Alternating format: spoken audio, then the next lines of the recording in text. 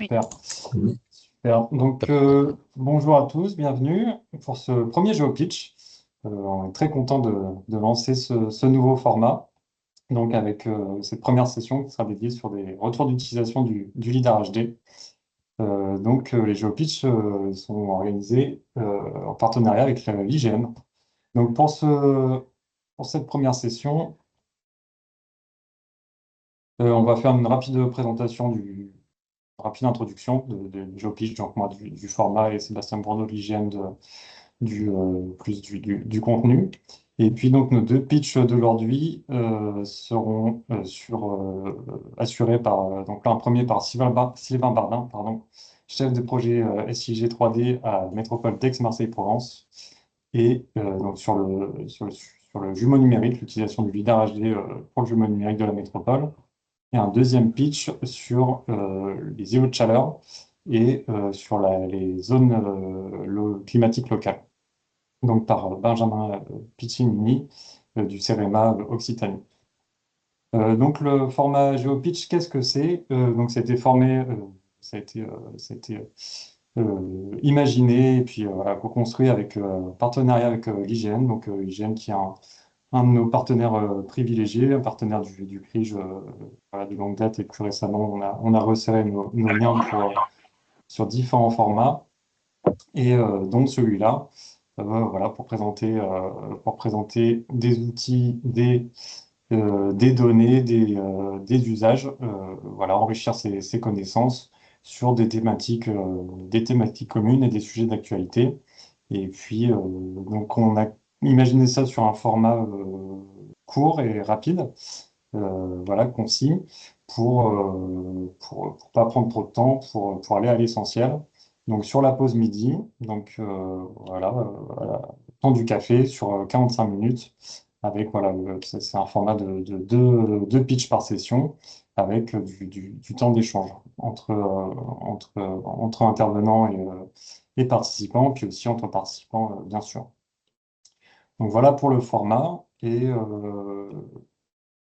c'est aussi un format qui se veut participatif, c'est-à-dire on est preneur de vos retours, de vos idées, de vos besoins et vos attentes. Donc n'hésitez pas à nous partager voilà, les formats enfin, les contenus que vous souhaiteriez y voir, les thématiques, ou même si vous souhaitez pitcher, présenter quelque chose, et bien, n'hésitez pas à nous contacter à l'adresse qui s'affiche. Et voilà pour la rapide présentation des GeoPitch. Et je te laisse la parole, Sébastien. Oui, bonjour à tous. Bienvenue à ce premier numéro des GeoPitch. Donc aujourd'hui, on aborde et on aura des témoignages, donc comme le disait Valentin, sur les usages du LiDAR HD. Et moi, je vais tâcher de vous présenter très rapidement le programme, son avancement, pour laisser plus de place au témoignage. Donc le programme national LiDAR HD, c'est un programme qui s'est lancé en 2021, qui a bénéficié de financement de France Relance, du Fonds de transformation de l'action publique. On a eu un financement aussi local de la part de la région à hauteur d'1 million. Donc le LiDAR HD, donc une technologie qui permet de faire de la cartographie 3D dense et précise, avec des acquisitions aériennes menées par avion pour couvrir tout le territoire national.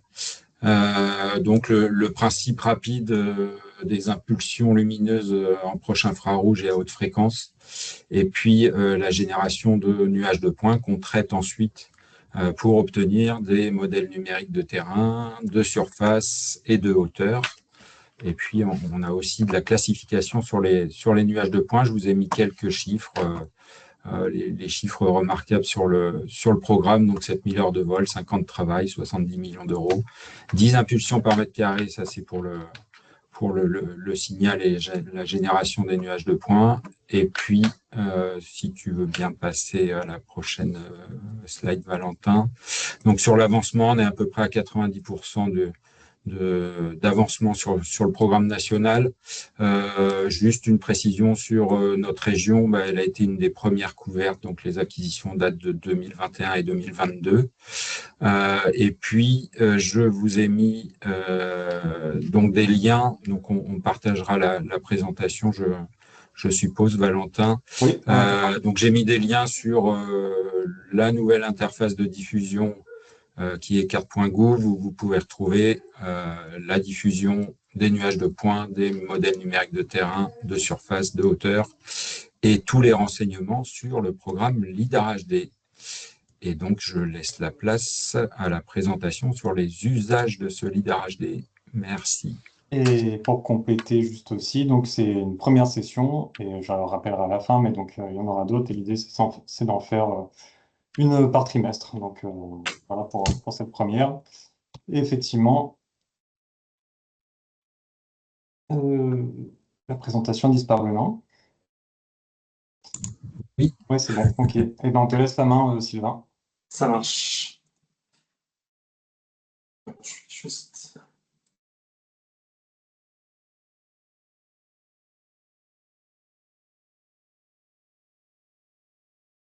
Est-ce que tu Est-ce que affiches? vous voyez bien la présentation? Oui. Nickel. Alors, bonjour à tous et toutes. Donc, Sylvain Bardin, chef de projet SIG 3D à la métropole Aix-Marseille-Provence. Donc, j'ai en charge notamment tout ce qui tourne autour du jumeau numérique métropolitain sur le territoire de la métropole Aix-Marseille, y compris l'intégration des données 3D de sources variées. Et notamment, comme on va le voir ici, le LIDAR HD d'IGN a l'importance dans ces données avec une mise à jour de notre socle. Donc, je vais faire assez rapidement, donc en 5 points. Donc, le contexte, quand même, représenter un peu la métropole et le contexte dans lequel ça s'inscrit, le jumeau numérique métropolitain. Les données constitutives du socle, toujours axées, vraiment axées sur un rétexte sur le LIDAR HD dans nos outils. L'extraction de Batilote 2, végétation et après d'autres utilisations donc, qui ne sont pas dans le service dans lequel je suis, mais dans d'autres services opérationnels. On a connaissance d'autres utilisations, donc là, on n'a pas eu vraiment le temps de les convier, mais voilà, il y a aussi cette perspective-là et d'autres perspectives d'utilisation du LIDAR. Donc, pour commencer, un peu de contexte. Donc, beaucoup de gens ont peut-être déjà vu cette présentation. C'est une présentation globale de la métropole. C'est juste pour remettre un peu les choses au clair. Donc, il y a un grand territoire de 3150 km², tout un pan côtier qui est quand même pas négligeable. Donc ça peut aussi amener certains challenges, on va le voir un peu après. 1,8 million d'habitants, 92 communes, donc c'est quand même un territoire, c'est un sacré challenge. Donc le jumeau numérique de la métropole, c'est une construction qui s'est faite au fil des années, qui pose de réels défis avec problème de mise à jour. Donc là, le LIDAR HD a aussi son importance dans cette mise à jour, comme je vais le montrer juste après. L'homogénéité des données constitutives sur l'ensemble du territoire. Là aussi, le LIDAR HD a une importance sur la dernière version. La nécessité d'automatiser les traitements, ça c'est super important parce que sur un territoire comme le nôtre, on ne peut pas se permettre de tout faire à la main. Et s'adapter aux besoins, c'est-à-dire qu'on n'a pas forcément besoin d'une hyper précision sur tous les projets et vice-versa, il y a des projets où on a besoin de beaucoup de précision, où là on va aller sur d'autres techniques que LIDAR HD parce que ça ne suffira pas pour nos besoins. Donc, il est utilisé notamment, principalement sur le socle du jumeau numérique, c'est-à-dire MNT, bâti et dans une moindre mesure végétation. Pour l'instant, en tout cas, c'est le cas. Et bien sûr, par certains services opérationnels, comme je mentionnais avant. Donc, le modèle numérique de terrain de notre jumeau numérique, donc, qui est vraiment la base du socle de ce dernier. À la base, on utilisait déjà des données IGN, donc le MNT RGE ALTI, pour ceux qui connaissent à résolution 1 mètre, qui, je crois, est un produit, si je ne me trompe pas, qui est un mix de LIDAR et photogrammétrie, et un MNT 1 mètre LIDAR qu'on avait en interne sur un tiers du territoire qui avait été fait par nos services, le tout en 2018, donc pas tout à fait récent. Et on a mis à jour tout ça avec le MNT LIDAR HD qu'on a pu télécharger, notamment les données processées par l'IGN, donc toutes les dalles de 50 cm, sur l'ensemble du territoire et on a intégré ça dans nos outils. Millésime 2021, je me suis permis de mettre une petite étoile parce que j'avais un petit doute sur la date, mais les collègues de l'hygiène pourront répondre si jamais pour confirmer ça. Ensuite, donc pour le MNT du leader HD, un petit rétexte. Donc on voit ici à gauche, en haut à gauche, le MNT RGE de 1 mètre et à droite le MNT du leader HD, donc rien à voir. On a vraiment une description beaucoup plus fine des éléments. Là, c'est sur la Sainte-Victoire en l'occurrence. Si on regarde bien, on voit ici tout ce relief-là, il est inexistant ici. Ici, la pente, elle est un petit peu évasée, alors que là, elle est brute, sachant qu'il y a beaucoup de surface verticale dans ce massif. Et on avait aussi noté quelques artefacts. Alors, il y avait des artefacts qu'on avait notés dans les premières versions des MNT, dont on avait gracieusement pu disposer. Donc, je m'étais permis de faire déjà quelques petits retours à l'IGN sur les petites coquilles qu'on avait remarquées. Dans les données que j'ai téléchargées, donc ça doit être l'année dernière, il reste encore des petites choses, notamment en mer. Donc, toutes les choses ici, là, par exemple, il y a des artefacts au large des Calanques. Là, ici, on voit clairement que c'est des bateaux qui sont représentés. Donc, c'est des points qui ont été mal positionnés. Honnêtement, ça nous perturbe peu parce que, en fait, là, je vous ai montré le fichier brut. Nous, on vient appliquer un masque de toute façon. Donc, comme ça, tout ce qui est surface d'eau, on est tranquille. Donc, maintenant, je passe au bâtiment, donc lot 2. Donc, ça, c'est très intéressant. Et là, le leader HD a vraiment toute son importance. C'est-à-dire qu'il va pouvoir nous permettre d'extraire des bâtiments en 3D de manière automatisée ou quasi automatisée sur un territoire grand comme le nôtre. Bon, c'est quand même beaucoup de travail, bien entendu, mais les outils de CMD, de GeoFlow, qui sont des outils open source GeoFlow de l'université Delft, nous permettent de reconstruire à partir des données LIDAR HD et à partir d'emprises au sol, donc typiquement BD topo ou données de stéréorestitution, des environnements 3D complexes, comme on peut le voir ici à gauche sur la Ciotat, ou à droite sur Marseille. Là, je ne sais pas si vous reconnaissez le fort Saint-Nicolas, qui est vers Saint-Victor. Donc, petit rétexte sur cette utilisation-ci. Donc, le process nous permet de générer en masse tous les modèles lot 2. On note quelques erreurs de classification, hein, forcément, sur certains bâtis, sur un ensemble on a plus de 500 000 bâtis sur l'ensemble de la métropole, donc c'est énorme. Mais globalement, on a un rendu qui est quand même super satisfaisant. Et là, je vous ai montré juste en dessous quelque chose d'intéressant, c'est qu'en fait, la reconstruction 3D avec les mêmes données LIDAR HD est beaucoup plus fine et juste si on utilise des emprises au sol qui sont plus précises. Donc à gauche, c'est avec la BD topo, et à droite, c'est avec des emprises au sol issues de stéréorestitution qu'on a en interne de la métropole. Ça pourrait être intéressant de voir, voilà. Après, est-ce que peut-être avec des emprises issues du LIDAR HD, on pourrait avoir d'autres emprises et peut-être un rendu encore meilleur ou similaire à l'image de droite. En tout cas, l'image de droite, c'est ce qu'on a avec nos données, nous satisfait amplement. La végétation, je vais passer assez vite parce qu'on n'a pas trop utilisé la question. De notre côté, on l'a quand même utilisé pour faire un modèle général, surtout au niveau de la hauteur des arbres. C'est-à-dire qu'on, grâce au LIDAR HD, MNS, mon MNT ou MNH et toutes les données qui vont bien, on arrive quand même à identifier les hauteurs et à avoir un modèle de végétation qui est cohérent. On n'a pas trop poussé encore cette thématique-là, avec le LIDAR HD en tout cas. Et enfin, pour finir, donc il y a d'autres utilisations et perspectives. Donc, comme je le disais avant, le service GMAPI de la métropole, je sais qu'ils utilisent les fichiers LAS et QGIS pour des analyses fines de modélisation d'écoulement parce que les 50 cm de résolution, je crois, ne leur suffisent pas. Et il me semble qu'ils utilisent aussi d'autres données en entrée d'hydrographie pour améliorer les MNT issus du URHD. Et enfin, les perspectives, voilà, c'est de démocratiser cette donnée au sein des services opérationnels, pas que le nôtre. Améliorer la génération des bâtis lot 2 en utilisant peut-être les MMS au lieu des LIDAR LAS, ce qui pourrait nous éviter certains problèmes qu'on a quand la classe bâtiment est mal identifiée sur certains bâtis. bien entendu aller plus loin sur la thématique végétation, peut-être avec un croisement avec le CSGE, qui est maintenant disponible aussi sur notre territoire, si je ne me trompe pas. Et la thématique ouvrage d'art, ça c'est assez intéressant parce que là, il y a quand même une classification associée dans le LIDAR HD, donc ça peut permettre d'aller vers ce sujet-là. Voilà, j'ai fait à peu près le tour de la question. C'était assez rapide. Je ne sais pas si vous avez des questions. Là, juste à droite, c'est une image. C'est l'utilisation du MMT, du LiDAR HD, 50 cm. C'est sur une carrière qui est pas très loin du sud de Marseille. On voit bien le détail du MMT qui est quand même assez impressionnant.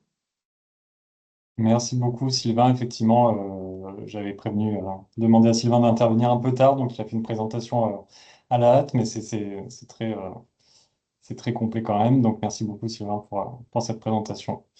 Et alors, effectivement, est-ce que vous avez des questions ou des remarques?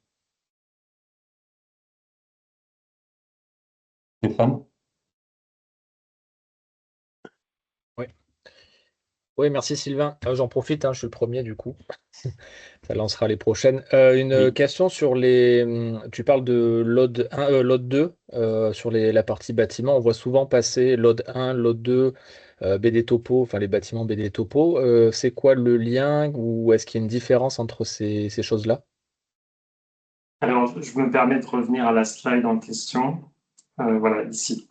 Donc, en fait, dans la BD Topo, il y a les emprises des bâtiments euh, qui nous permet, avec une donnée de hauteur issue notamment de LiDAR et donc de LiDAR HD, soit de faire une simple extrusion. Donc, admettons, si on a une hauteur de 5 mètres, bah, on fait un parallélépipède rectangle de 5 mètres de hauteur, donc un cube, quoi. On appelle vulgairement boîte à chaussures.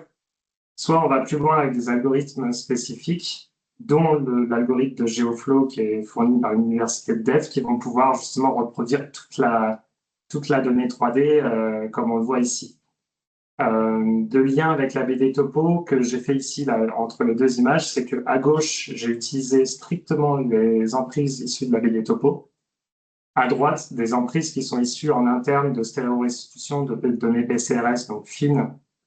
La différence, en fait, c'est que dans la BD Topo, donc après, je parle aussi sous couvert des collègues de l'IGN, mais je sais que dans la BD Topo, tout n'est pas issu nécessairement d'emprises spécifiques stéréo-restituées. Donc, il peut y avoir peut-être quelques petites anomalies qui peuvent expliquer ce petit décalage entre l'image de gauche et l'image de droite. Sachant que, honnêtement, quand on a déjà l'image de gauche par rapport à ce qu'on avait avant, on est déjà bien content. Je ne sais pas si j'ai répondu à tes questions. Ça te Ouais, oui, va. c'est ça. Ouais, ouais. Non, c'est après LOD 2, c'est quoi? C'est une version de format par Lot 2, rapport au oui. LOD Alors, 1? Lot 2, justement, effectivement. Donc, le Lot 2, c'est ce que vous voyez à l'écran, c'est-à-dire les pentes de toit, les clochers. Et alors, dans la vraie définition des LOD, je crois que c'est la définition CTGML à la base, donc il y a 1, 2, 3 et 4. Le Lot 1, c'est ce que j'expliquais avant, c'est justement les boîtes à chaussures, hein, les fameux parallélépipèdes. Le Lot 2, c'est ce que vous voyez à l'écran, donc avec les pentes de toit. Ensuite, le Lot 3, on va commencer à mettre toutes les superstructures un peu dans le détail des filements. Et le Lot 4, on va carrément pouvoir rentrer à l'intérieur des bâtiments et avoir toutes les Ok. pièces et toutes les cloisons et tout ça. Le Lot 2, il y a une petite nuance, c'est que, alors là, je ne les connais pas par cœur, mais je sais qu'il y a 2.0, 2.1, 2.2. GeoFlow est capable de nous sortir du 2.2, si je ne me trompe pas, c'est-à-dire qu'en plus des pentes des toits, sur certains éléments, on le voit un petit peu ici, là, sur cette image-là, il peut nous sortir quelques petites superstructures, quelques petites cheminées ou des blocs de clean qui seraient assez gros pour ressortir dans la modélisation. Tandis que le lot 2 classique, il y a vraiment juste le toit, il n'y a rien d'autre que le toit. Ok, merci. Alors, deux questions. Pourriez-vous approfondir l'usage actuel de ce référentiel que vous faites à la métropole, uniquement GMAPI ou autre? Avec quelle finalité?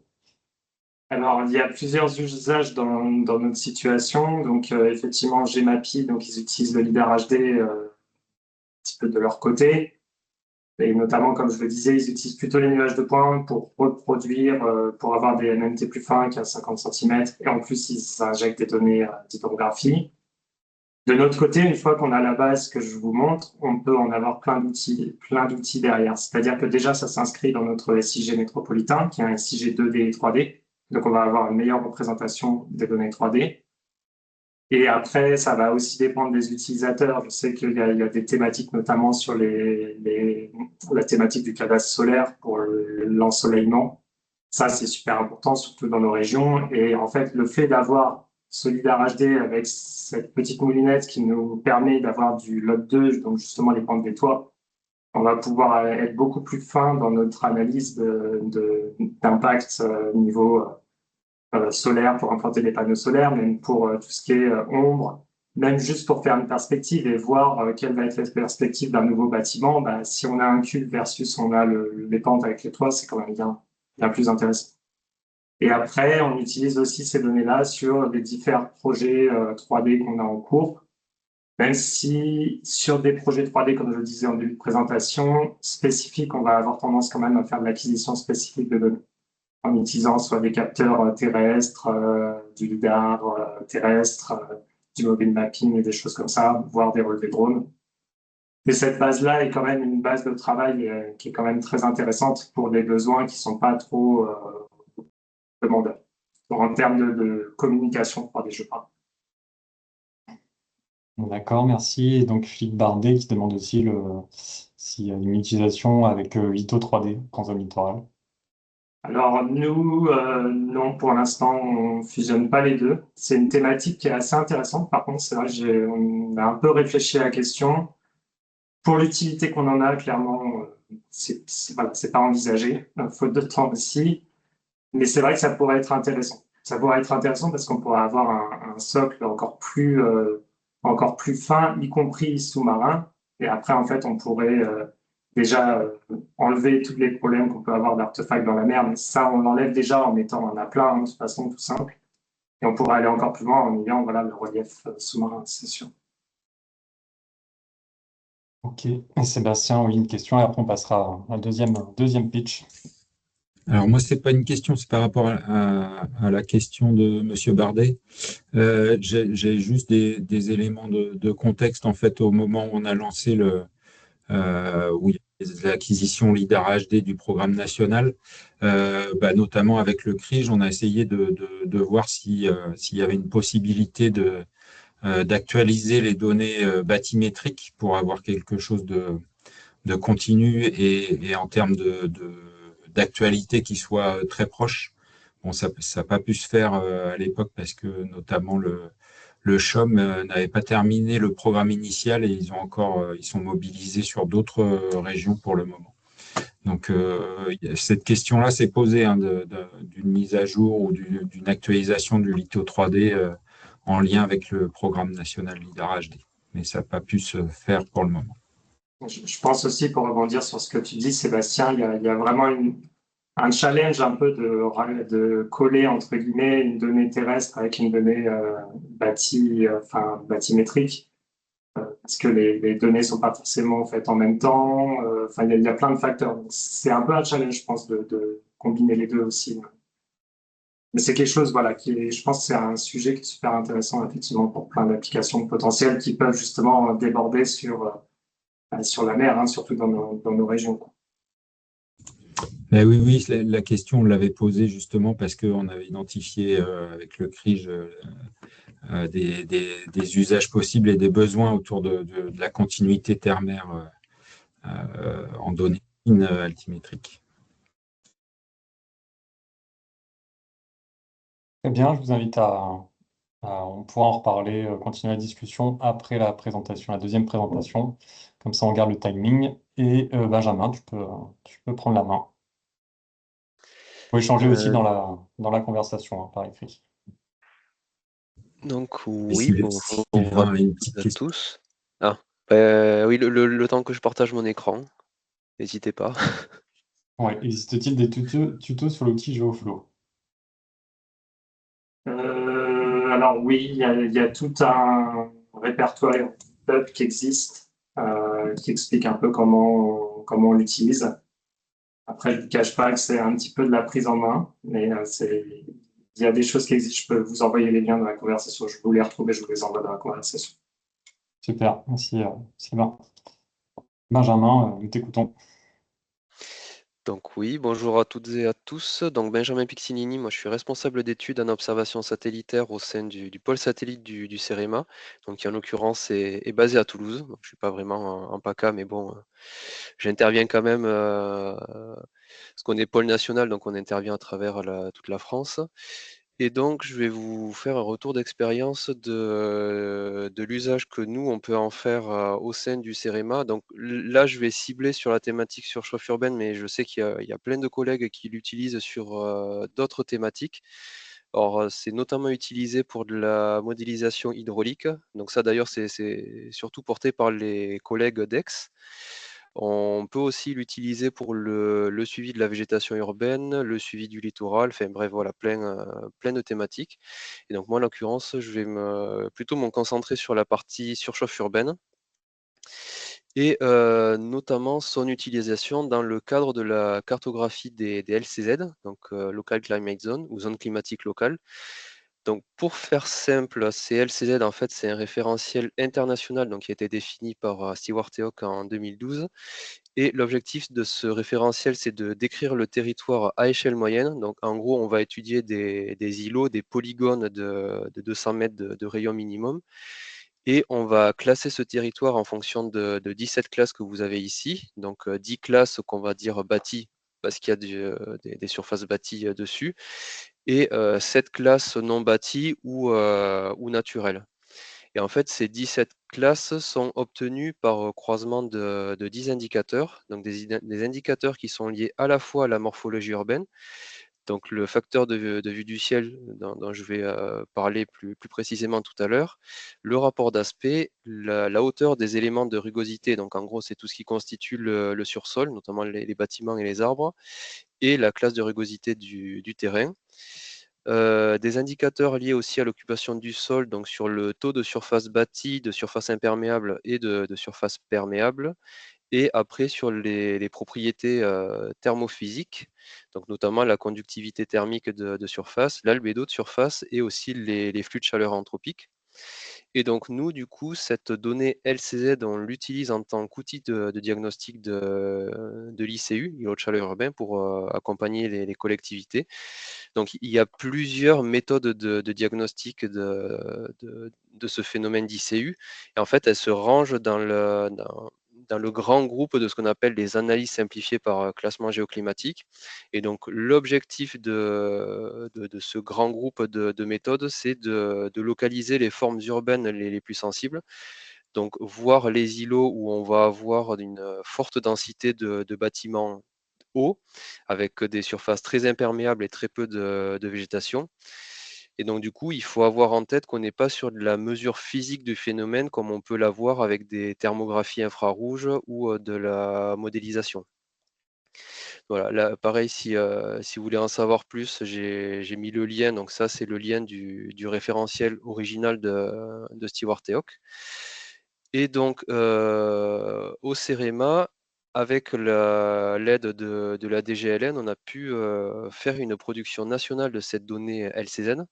Alors, quasi nationale, parce qu'en fait, on a couvert les aires urbaines les plus densément peuplées.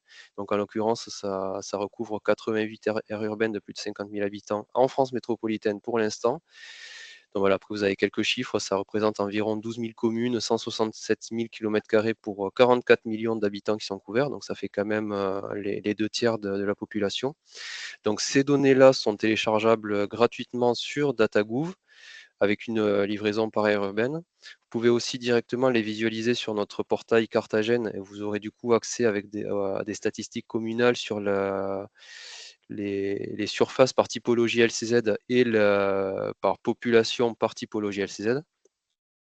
Et tout ça, bien sûr, accompagné d'un guide utilisateur et d'un guide technique qui explique la méthode, les données qu'on a mobilisées pour produire cette donnée-là. Voilà. Après, ça ne vous concerne pas, mais juste voilà, pour information, on est toujours en train de compléter cette donnée parce qu'on est actuellement en cours de production des DROM avec une livraison en juin prochain. Et donc, pour revenir sur notre méthode LCZ, donc j'ai parlé tout à l'heure des indicateurs d'occupation du sol. Donc pour produire ces indicateurs-là, on a besoin d'une donnée d'occupation du sol, qui est la base de calcul de ces indicateurs-là. Et donc cette couche d'occupation du sol, on l'a définie habituellement avec 6 classes, donc les surfaces bâties, les surfaces minérales imperméables, donc c'est là où on va retrouver tout ce qui est route, parking, trottoir, les sols nus perméables, les surfaces anneaux, et après la végétation, où on va distinguer arborée et herbacée. Donc là, c'est la façon de faire qu'on a nous en interne pour produire cette donnée OCS. Alors voilà, sachant que des données OCS, aujourd'hui, on a notamment la donnée COSIA de l'hygiène qui peut répondre aux besoins, mais c'est juste que à l'époque où on a commencé la production nationale, cette donnée COSIA n'était pas encore disponible, donc on a dû la produire notre OCS nous-mêmes. Donc en gros, on part d'une image satellite à très haute résolution spatiale, donc des satellites Spot et Pléiades pour celles et ceux qui connaissent.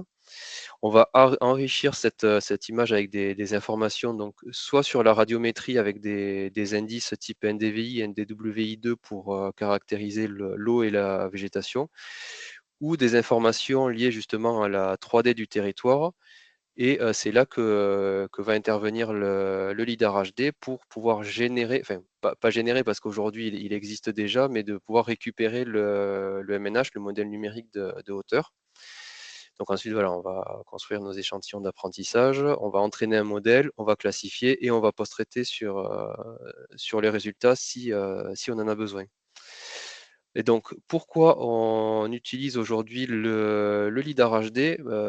Jusqu'à avant la mise à disposition de ce lidar HD, on utilisait des modèles numériques de surface qui étaient dérivés directement d'acquisition stéréoscopique des images satellites. Sauf que le souci, c'est que la donnée, on va dire, elle bave sur le bord des bâtiments et des zones arborées. En gros, voilà, on n'a pas de délimitation précise de ces objets-là. Voilà, on le voit typiquement sur ce bâtiment qui est pourtant bien délimité. Ben là, sur le MNS qui est issu de Pléiade, on a beaucoup de mal à vraiment voir la limite précise. Alors que quand on voit le lidar HD, ben là, clairement, on n'a pas de doute possible. Pareil sur la végétation, on arrive presque à discerner chaque arbre.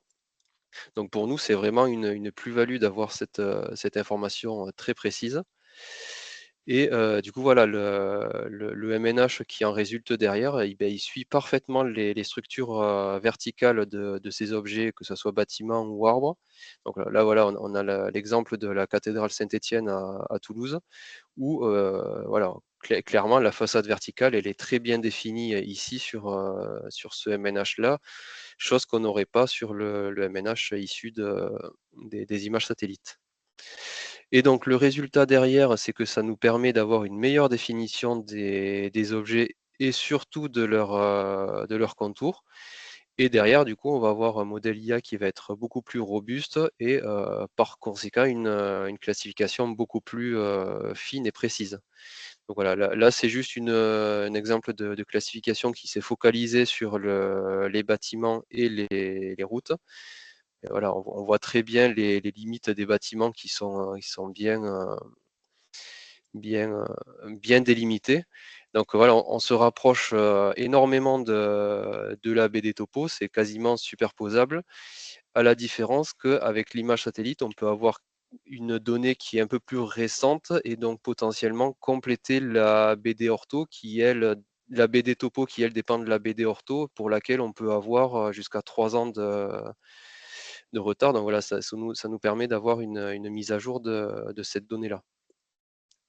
Donc ensuite, je vais faire un focus sur un autre indicateur particulier des LCZ, le Skyview Factor ou facteur de vue du ciel. Donc là, en gros, la définition de cet indicateur-là, c'est la part de ciel visible qu'on va du coup voir depuis le sol par rapport à une demi-sphère. Donc en un point précis, on lève la tête, quelle part du ciel on peut observer. Ce qu'il faut savoir que le ciel, il peut être partiellement, voire totalement obstrué par des objets, que ce soit des bâtiments ou des arbres, mais aussi le relief. Quand on est en fond de vallée, forcément, on va avoir les montagnes qui vont cacher une partie du ciel. Donc ce Sky View Factor, il va avoir une valeur comprise entre 0 pour un ciel qui va être totalement obstrué, jusqu'à 1 pour un ciel qui ne l'est pas du tout. Et donc, on l'utilise, nous, pour le diagnostic de la surchauffe urbaine et de l'ICU, parce qu'en fait, cette obstruction du ciel, elle va empêcher l'air chaud d'être évacué, donc de remonter et d'être évacué ensuite par les vents, et donc du coup, va limiter le rafraîchissement nocturne. Et la conséquence derrière, c'est qu'on va avoir justement l'ICU qui va être accentué dans ces secteurs-là. Alors par contre, effectivement, à contrario, le fait que le ciel va être obstrué, ben, on va avoir moins de stockage de chaleur en journée parce que du coup, les rayons vont avoir plus de mal à arriver en- au fond des canyons urbains. Alors ça c'est pas tout à fait vrai parce que du coup, on va avoir des rayonnements qui vont se réfléchir sur les façades parce que le soleil, il est jamais parfaitement à la verticale, il est toujours un petit peu de biais, donc forcément, au bout d'un moment, ça va quand même finir par arriver. Mais voilà, on a ça aussi qu'il faut avoir en tête. Et donc, du coup, pour quantifier ce Skyview Factor, on a besoin de disposer d'une donnée MNS pour avoir cette information de 3D et des objets qui pourraient obstruer le ciel. Donc concrètement, voilà à quoi ça pourrait ressembler. Donc là, c'est des Skyview Factor qui sont calculés sur la base d'objectifs fisheye qui sont simplement posés au sol et pour lequel derrière il y a des algorithmes qui vont détecter la part de ciel, donc soit par de la segmentation sémantique, soit par l'utilisation de réseaux de neurones, soit par une extraction manuelle. Voilà, ça c'est des exemples que des chercheurs peuvent utiliser. Alors nous, au CEREMA, on n'utilise pas tout à fait cette méthode, parce que là, du coup, voilà, c'est des photos optiques. Nous, on utilise la donnée 3D MNS pour avoir une information vraiment globale sur l'entièreté du territoire. Parce que s'il fallait prendre une photo tous les mètres sur l'entièreté d'une commune, ça commencerait à faire beaucoup de données. Et donc nous, pour avoir quelque chose d'exhaustif, on prend une donnée qui justement est disponible sur tout le territoire. Et donc, du coup, on va partir de ce MNS LIDAR HD sur lequel on va venir calculer le Skyview Factor. Donc nous, on utilise l'algorithme Saga. Alors effectivement, il est inclus dans QGIS, mais nous, on a automatisé tout ça, donc on l'appelle en Python, mais voilà, ça ne change pas grand-chose.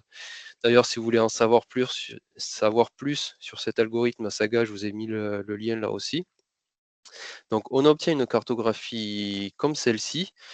Donc plus c'est blanc, plus le ciel est visible, et plus c'est bleu foncé noir, plus le ciel est obstrué.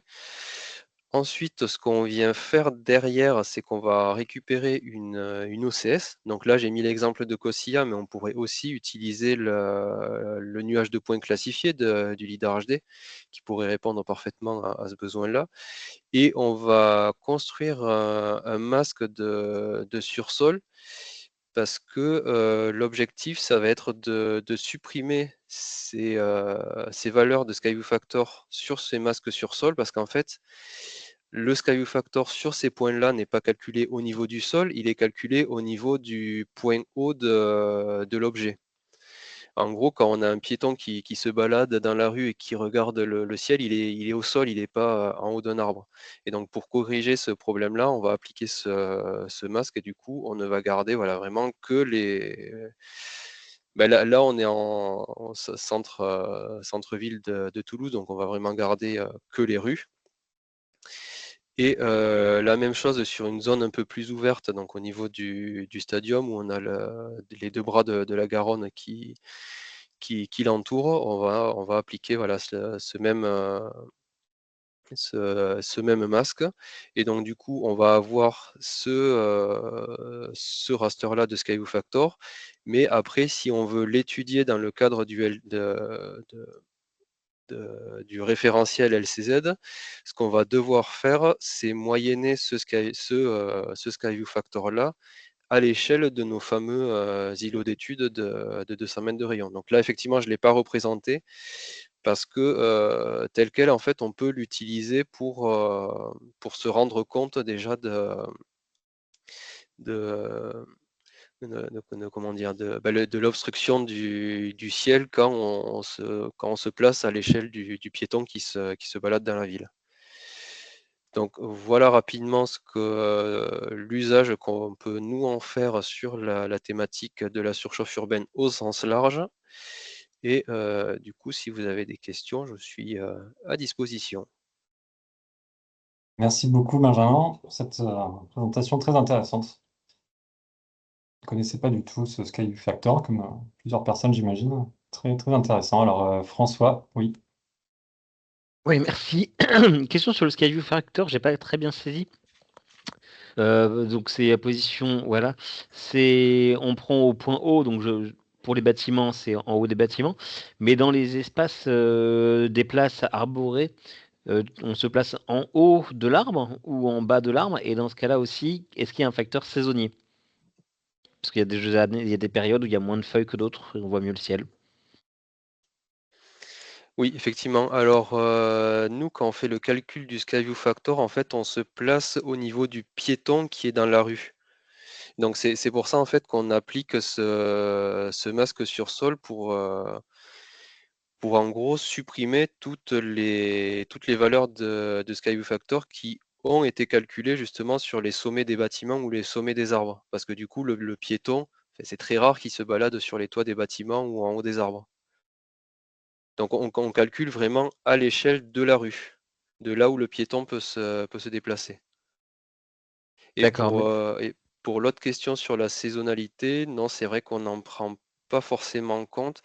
On se place plutôt dans l'optique il y a de la végétation, il y a un couvert avec des feuilles, parce que justement ce phénomène d'ICU, il est surtout marqué en été. Donc là où la végétation est vraiment, alors pas à son maximum, mais en tout cas, où on retrouve les feuilles. parce que je prends là l'exemple de la petite placette en haut à droite un peu ronde. On voit que le Skyview Factor qui est calculé par rapport aux arbres et non pas par rapport au sol terrain, et que bah, si justement il y a des arbres, le Skyview devrait être un peu plus faible, non? Ou alors c'est une erreur de ma part? Alors effectivement, le Skyview Factor brut, il est calculé au sommet des arbres, donc c'est pour ça qu'il est aussi fort, parce qu'au sommet des arbres, du coup, on voit le ciel. Alors que si effectivement le piéton il était sous les arbres, bah, du coup il le verrait pas. Donc ça c'est effectivement quelque chose qu'on n'a pas encore fait, mais sur les zones de végétation comme ça, on pourrait forcer un Skyview Factor à 0, parce que le piéton ne verrait pas le ciel à cet endroit-là.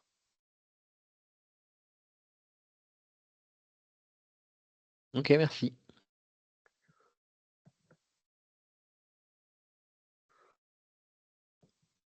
Est-ce qu'il y a d'autres questions? N'hésitez pas à prendre la parole. Sinon, moi, j'ai une question, une double question même. Ah oui, il y a un lien. Ah, il y a une question. Quel lien entre Skyview Factor, oups, ça a disparu, Et la position du et soleil, oui. position du soleil? Bah alors pour être honnête, il n'y en a aucune. Parce que nous, ce qu'on regarde, c'est vraiment le ciel. Peu importe où est le soleil. Parce qu'en fait, ce qu'on regarde à l'origine pour le Skyview Factor, c'est le rafraîchissement nocturne qu'il peut y avoir à cet endroit-là. Donc en gros, la nuit, sans présence de soleil.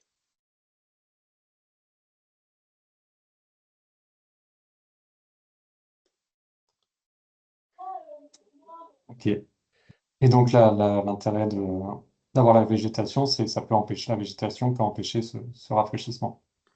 Oui. Ça peut bloquer la chaleur ben, justement dans le houppier. Du coup, Ouais. ben, la chaleur va rester ben,